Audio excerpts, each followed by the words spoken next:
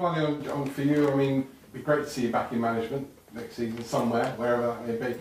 But you look at the Premier League this year, 11 out of the 20 clubs have changed managers. Is this the most uncertain now that football management has ever been, in terms of if you don't get things right within months, you can expect to be out of a job? Yes.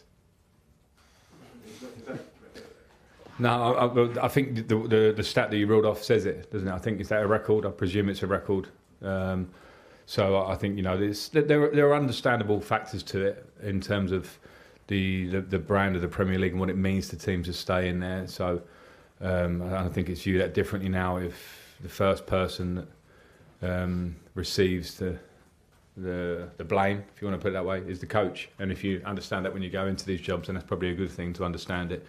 But of course, there's lots of other factors in these things. I'm not talking about my own position here. I'm talking about all these managers, and you know, you wonder how successful always it is to change and those things. So, but yeah, it's clear that it's become that kind of a job and a situation, and there are many teams that are fighting possibly with expectations that might not be exactly stable.